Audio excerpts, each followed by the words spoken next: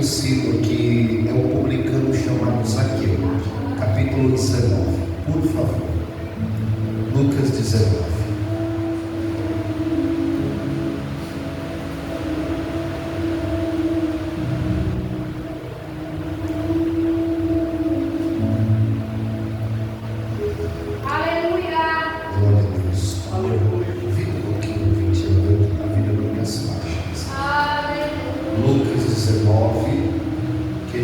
Como é um texto curto, nós vamos ler do verso de número 1 ao verso de número 10. O texto diz assim: E tendo Jesus entrado em Jericó, ia passando, e eis que havia ali um homem chamado Zaqueu, e era este o chefe dos publicanos, e era rico, e procurava ver quem era Jesus.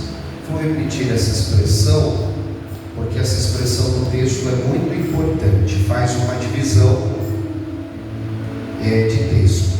E procurava ver quem era Jesus, e não podia por causa da multidão, pois era de pequena estatura, e correndo adiante, subiu a um sicômoro para o ver,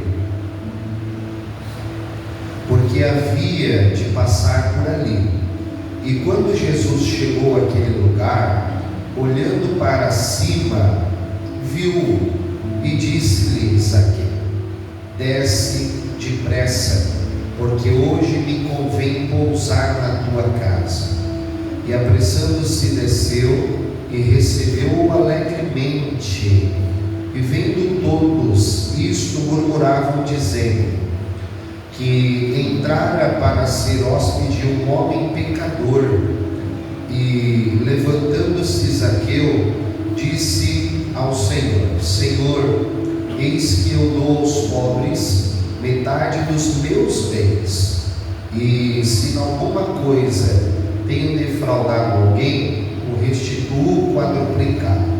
E disse-lhe Jesus: hoje veio a salvação a esta casa, pois também este é filho de Abraão, porque o Filho do Homem veio buscar e salvar o que se havia perdido. Quantos podem se alegrar pela palavra de Deus? Então, por favor, se assente alegre, glorificando Jesus. Glória a Deus.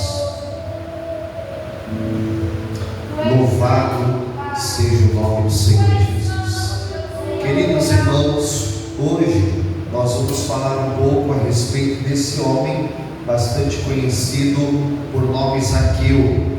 Mas o mais importante de tudo isso não é a história de Zaqueu em si, mas a maneira como o Senhor Jesus encontra esta ovelha que estava perdida.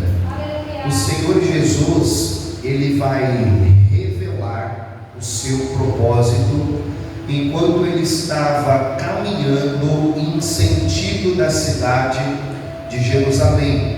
Então Jesus, ele vai contar aos seus discípulos o que lhe aconteceria. Eu gostaria de que você voltasse uma página em Lucas 18, do versículo 31 ao versículo de número 34.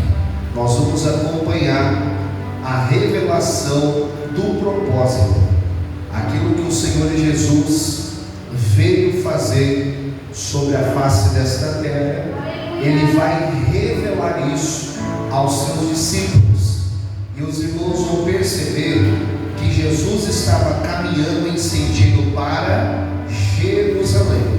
Então, enquanto ele está caminhando para Jerusalém, ele está conversando com os seus discípulos, trazendo algumas revelações, trazendo algumas confirmações, aquilo que eles haviam aprendido dos profetas no Antigo Testamento. O Senhor está dizendo: é isso que a palavra está contando. Chegou o momento, chegou a hora, está chegando o grande dia. E no versículo de número 31 ao verso de número 34 diz assim: você que ainda não texto, marque esse texto, que esse texto aqui é uma das revelações mais profundas que existe de Jesus. Jesus se revelou para Maria, Jesus se revelou para Nicodemos, mas aqui Jesus está revelando o seu propósito. A epígrafe diz: Jesus prediz a sua morte e a sua ressurreição. Olha que texto lindo. E se fosse por mim, eu pregaria ele agora no culto de ceia domingo. Mas como a gente é obediente à voz de Deus, eu vou falar com ele hoje aos irmãos. Diz assim: e tomando consigo os 12, disse-lhes: eis que subimos a Jerusalém.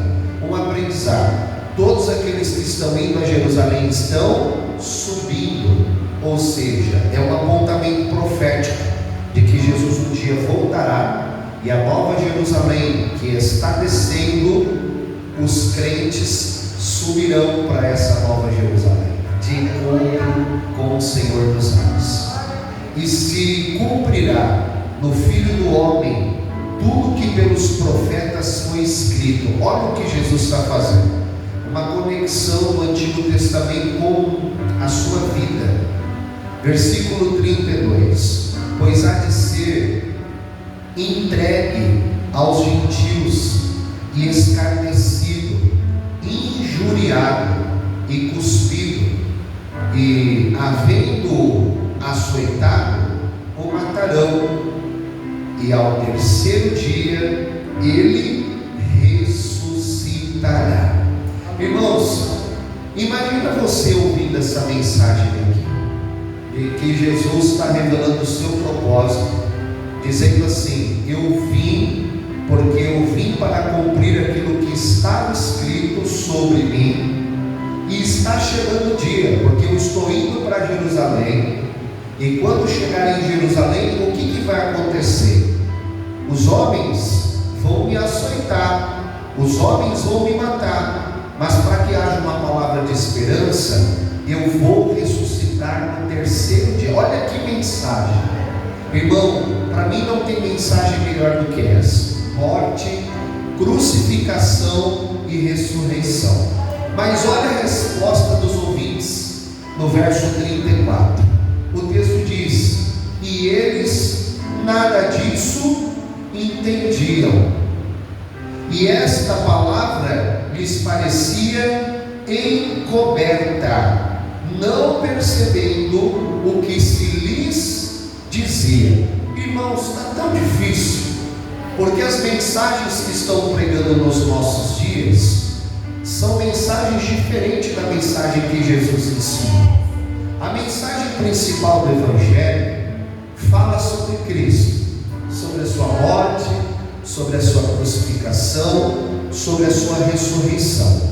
Eu imagino se estivesse ouvindo uma mensagem dessa da boca do próprio Mestre, seria um momento de exultação, seria um momento de alegria.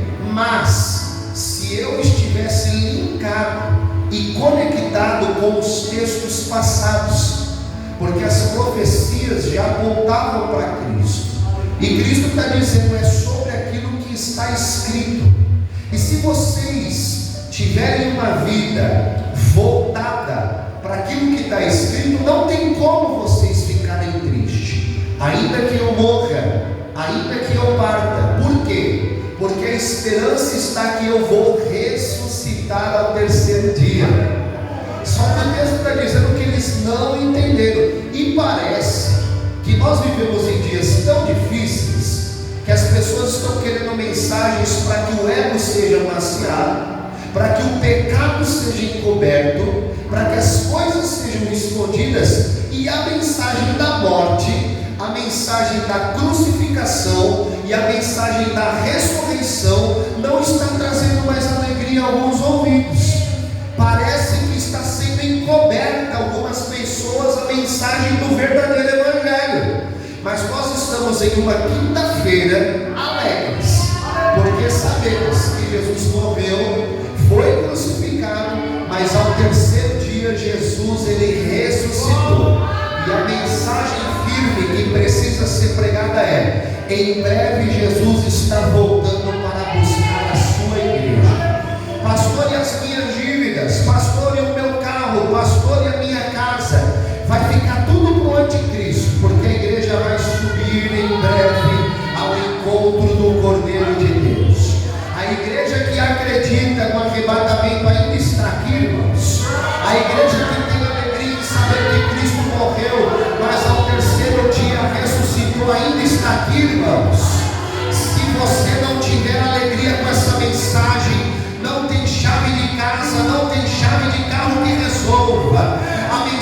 do Evangelho ainda é apertada, leva a calacia, ainda é estreita. O sangue foi vertido na cruz do Calvário para salvar pecadores. E eu estou aqui, se não for o sangue na minha vida, não tem mais nada que me traga alegria. O sangue precisa ser a alegria da igreja. Só que o texto vai dizer que essa mensagem ficou encoberta.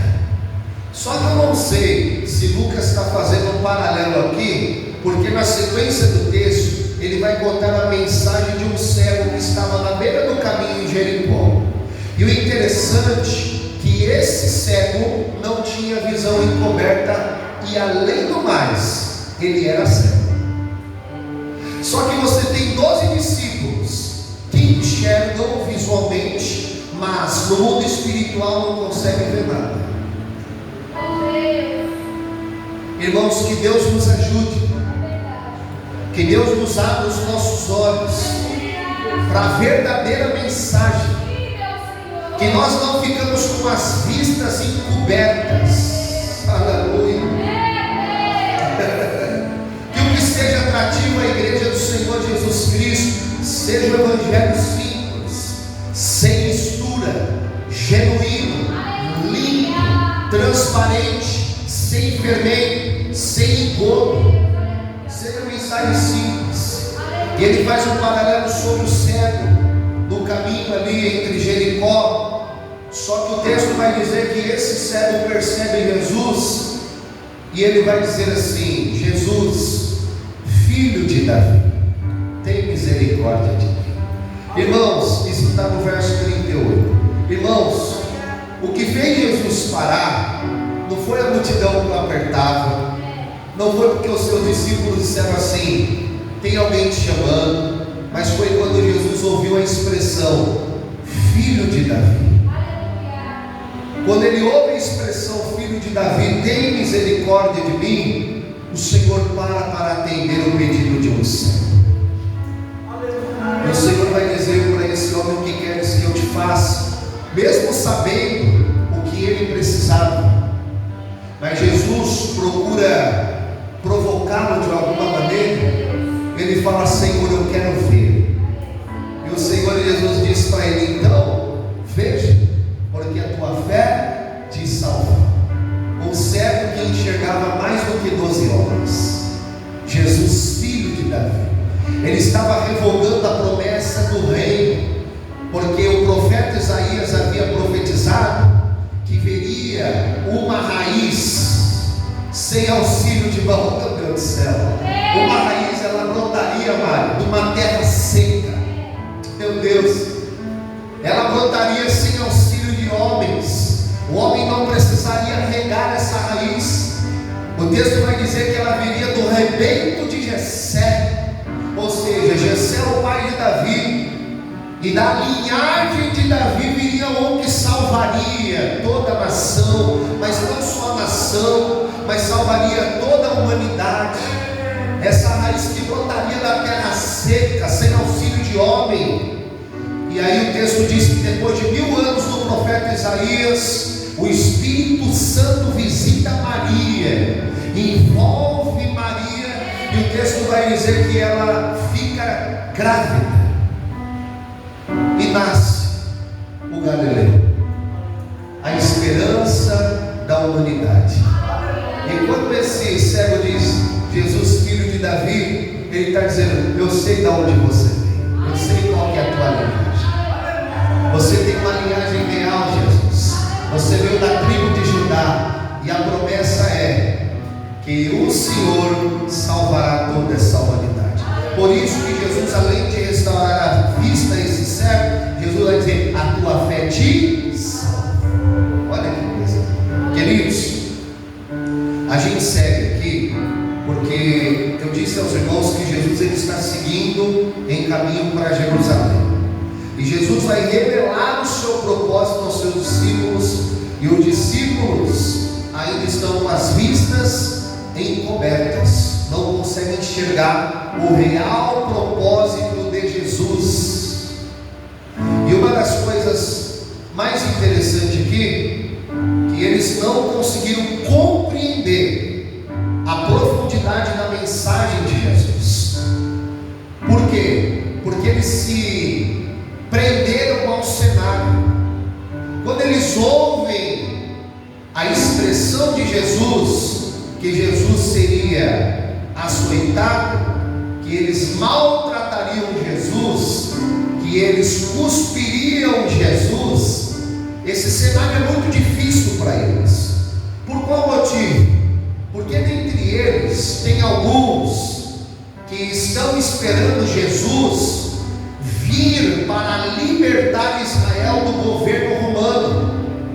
E nas suas perspectivas, quando Jesus apareceu, eles achavam que Jesus seria um libertador da nação romana. Então todas as suas esperanças e expectativas seria que Jesus veio para instalar o reino de Deus. Só que olha que perigo, Jesus não poderia instalar o reino de Deus sem passar pelo propósito. Eu não é isso aqui. O milênio que está lá na frente não pode chegar, o reino de Deus não pode chegar sem antes a cruz ser levantada.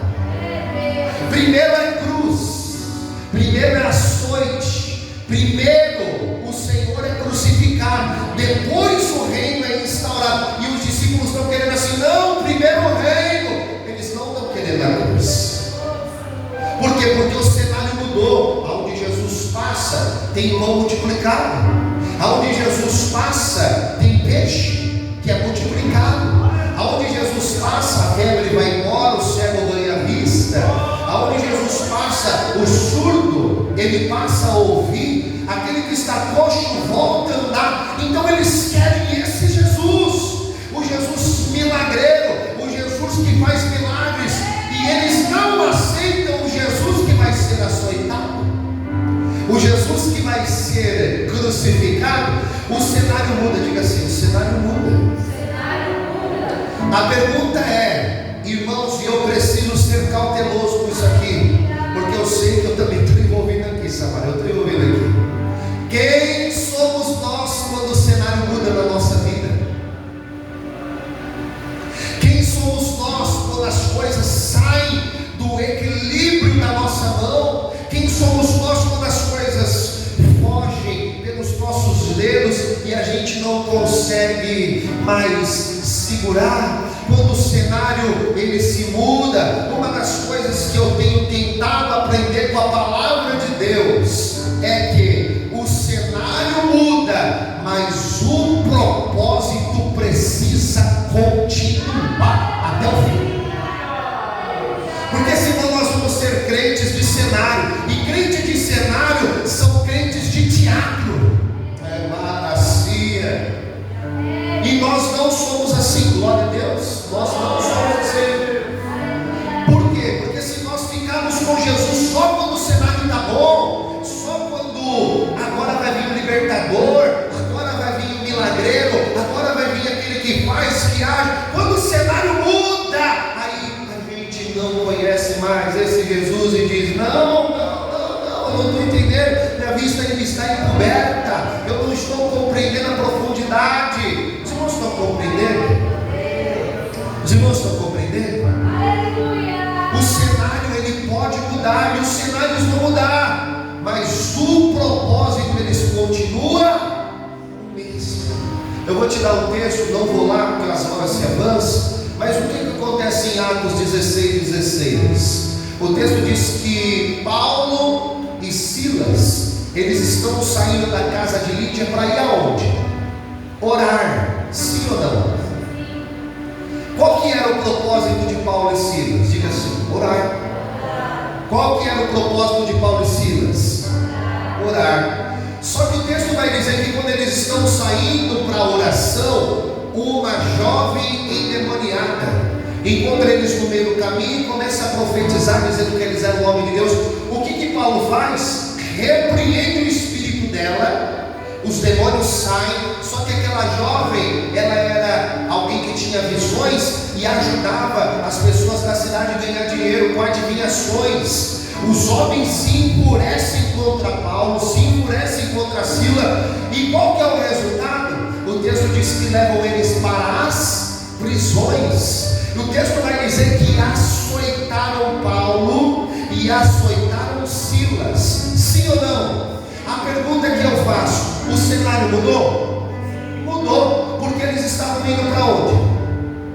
Eles estavam indo para um propósito, eles estavam indo para o caminho da oração. O cenário mudou, só que o texto vai dizer que eles foram presos e eles estavam dentro da prisão. Eu imagino, isso aqui é coisa minha, eu imagino que Paulo vai dizer assim para Silas: ei Silas, nós já estamos presos mesmo, a gente saiu lá da casa de Lídia, e qual que era o propósito? O propósito era a gente ir para o caminho da oração, mas o cenário mudou. Eu sei que o cenário mudou, mas o propósito não pode mudar, Silas. Então vamos fazer algo? Você começa a orar daqui, que eu começo a cantar daqui. O cenário mudou, mas o propósito vai continuar o mesmo. Essa noite vai ter oração, e pelo poder da oração, o terremoto aconteceu, as cadeias se abriram. Oh meu Deus do céu, o propósito não pode mudar, ainda que o cenário tenha mudado. Nós vivemos em tempos que as pessoas se confundem com cenários, e o cenário muda, aí perde o propósito.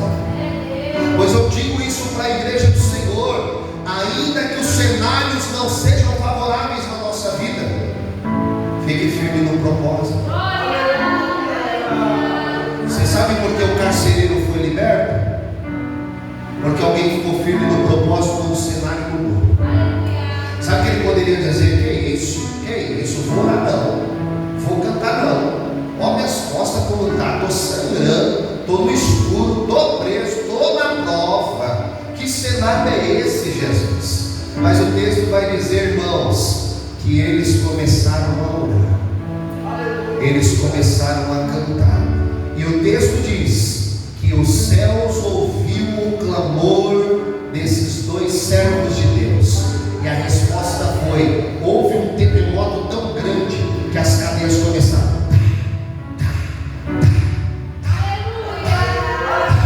abrir uma por uma, e o carcereiro que ia tirar sua própria vida não tirou a sua vida, porque dois homens ficaram firmes no propósito. Então o que eu digo para a igreja do Senhor aqui, nessa primeira palavra, o cenário da vida de Jesus mudou. Só que Jesus, o nosso Senhor, nos fez aprender que os cenários mudam, mas o propósito precisa continuar. Diga assim: o cenário pode mudar, mas eu vou continuar no propósito. Muito. Jesus continua, mesmo que os discípulos não entenderam o cenário. Ele ensinou, pregou.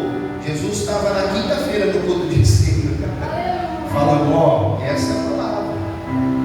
E o texto diz que ele continuou seguindo a sua viagem. Aí o texto inicia em Lucas 19, e aqui eu gostaria de apresentar aos irmãos aquilo que o Lucas vai nos ensinar. Lucas acabou de sair de um cenário onde alguns discípulos achavam que Jesus seria um libertador da nação, tiraria o poder de Roma e libertaria Israel. Alguns achavam que Jesus só era o curandeiro, só o milagreiro.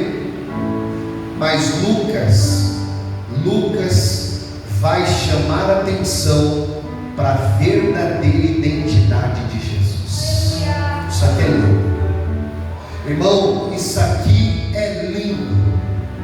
Lucas vai chamar a atenção para a verdadeira identidade de Jesus. O que eu quero dizer com isso? Um Jesus bem apresentado pelo pregador, ele é irresistível. Eu vou deixar você dar glória a Deus por isso aqui.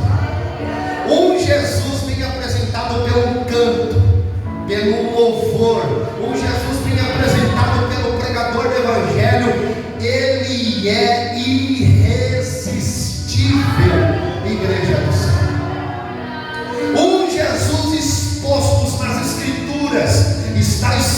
Espírito, ele se torna irresistível aos ouvidos. Então, pelo amor de Deus, vem para mim primeiro, pregador do Evangelho, aqueles que louvam na casa do Senhor, apresentem a verdadeira identidade de Jesus, porque se a gente apresentar a verdadeira identidade de Jesus, o Espírito Santo vai convencer os pecadores, e Jesus bem apresentado, ele se torna irresistível a todos aqueles que ouvem. Um dia o verdadeiro Jesus foi apresentado a você, e você só está aqui hoje, sabe por quê? Porque ele é irresistível. Oh, glória a Deus! Quem pode dar glória a Deus a esse Jesus? A verdadeira identidade desse Jesus. Quem pode glorificar a verdadeira identidade de Jesus? O Jesus que sofreu, o Jesus que foi crucificado, mas o Jesus que ao terceiro dia ressuscitou, e em breve está voltando, e em breve está voltando, e em breve está voltando para buscar a sua igreja. Eu repito, que essa mensagem corra essa internet por mundo afora. O Jesus bem apresentado, ele é irresistível. Irresistível.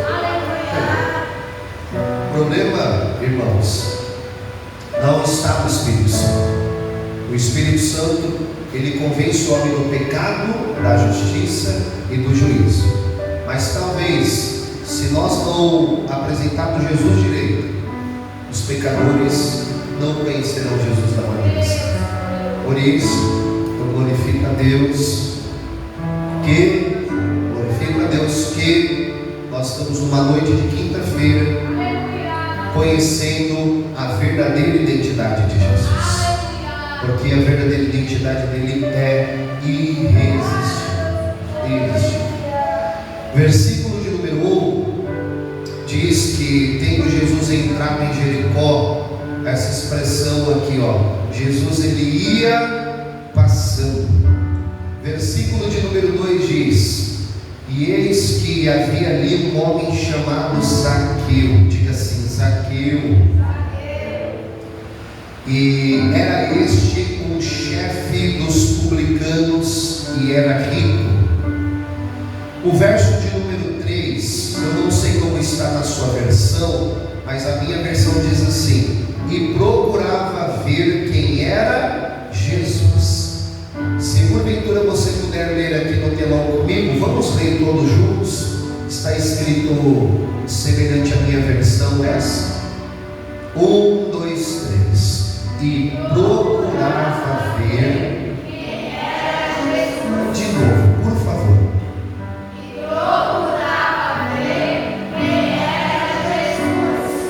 Então, o primeiro ensinamento, antes que a gente entre aqui, da maneira como que Lucas vai apresentar a verdadeira identidade de Cristo, o ensinamento aqui salta do texto bíblico para as nossas vidas. E qual que é esse ensinamento? Zaqueu, ele vai buscar a Jesus da maneira correta. Zaqueu, ele vai buscar a Jesus da maneira correta. E por Zaqueu buscar a Jesus da maneira correta, Zaqueu foi achado por Jesus.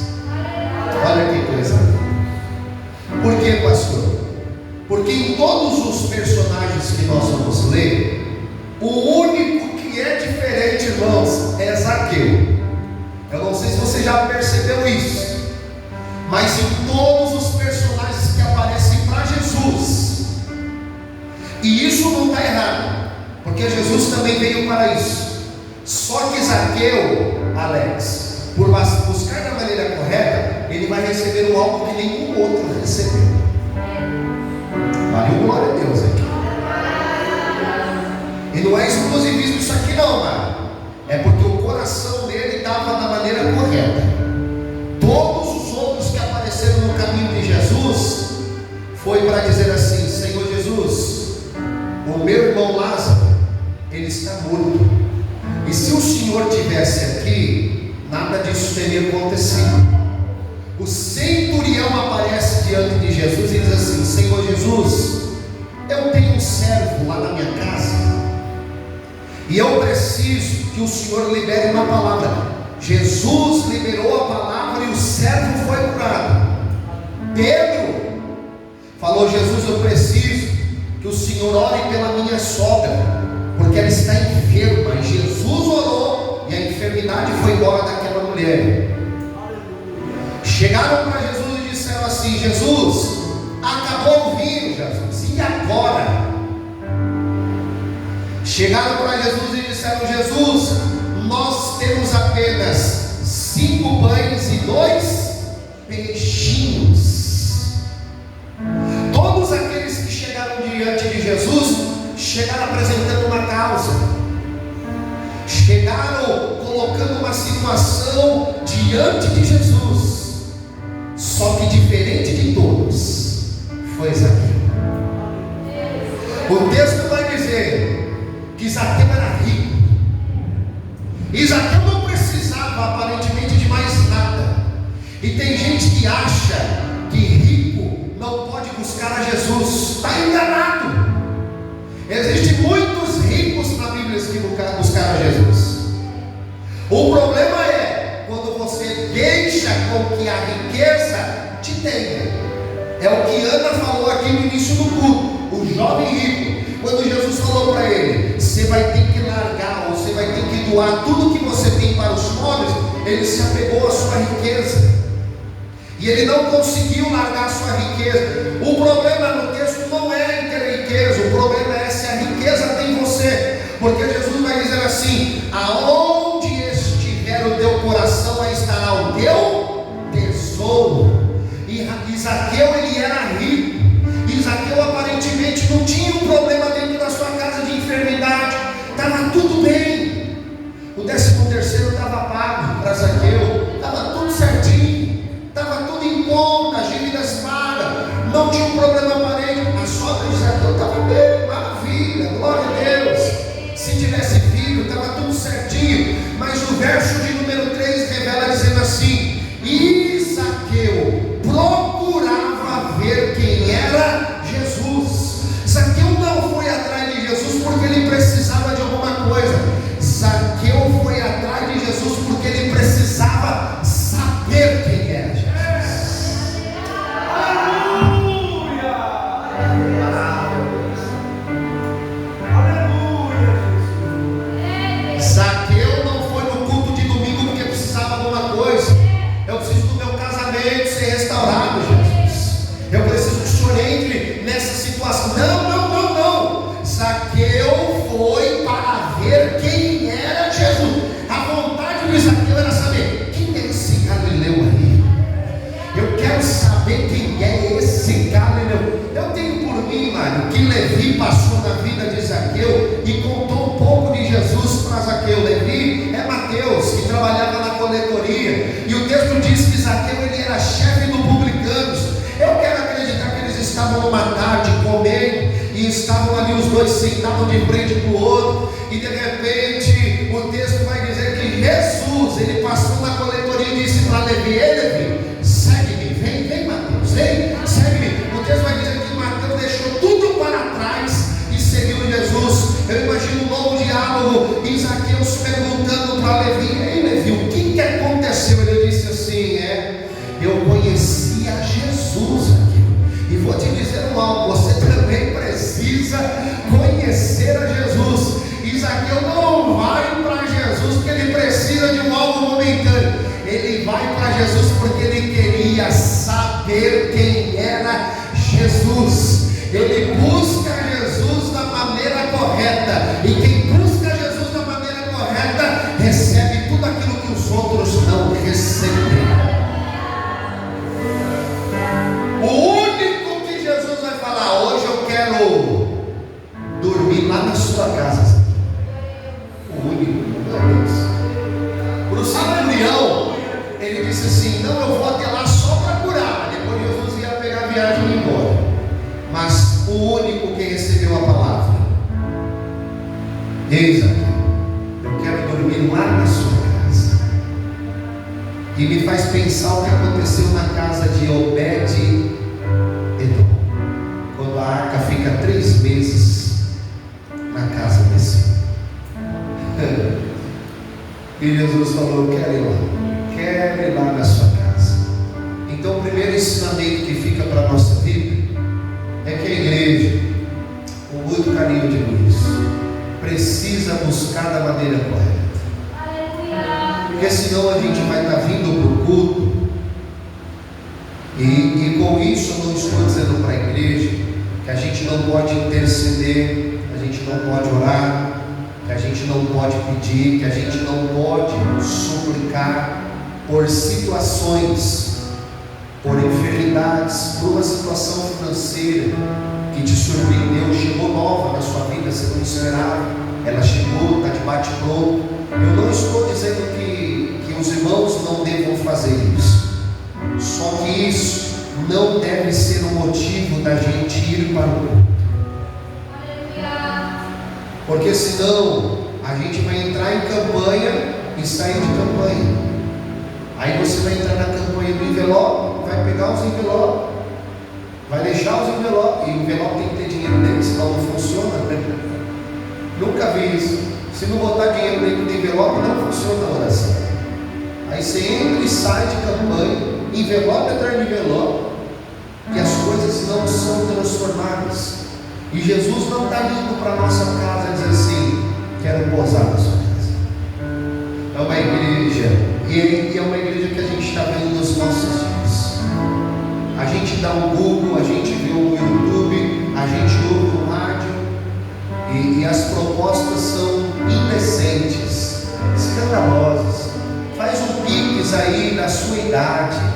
Eles estão brincando com Deus. Faz um pix da sua idade, faz um pix aí no começo do número do seu CPF, do seu RG, e Deus vai te abençoar. Aí eles ficam ensinando isso. Aí a igreja está buscando Jesus da maneira correta, só conhece Jesus como libertador, só conhece Jesus como milagreiro, mas não conhece os sofrimentos de Cristo, não conhece o propósito da cruz do Calvário, não conhece que Jesus teve que sofrer, padecer, para que a igreja pudesse ser redimida e perdoada. Não conhecem esse Jesus.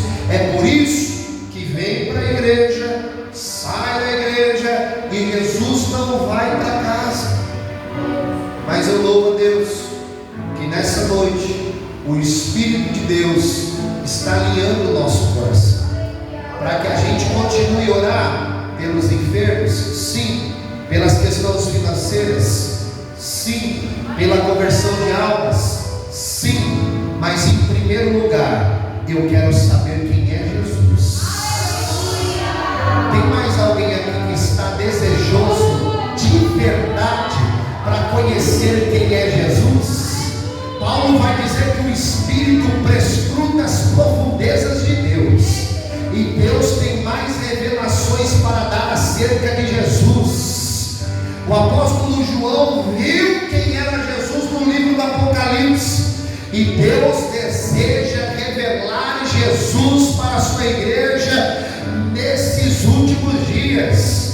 Sabe a igreja que vai suportar, irmãos, as adversidades, a igreja que vai suportar nesses dias que a perversidade está crescendo, que pecado está vindo sobre o pecado, está na internet aí para todo mundo ver.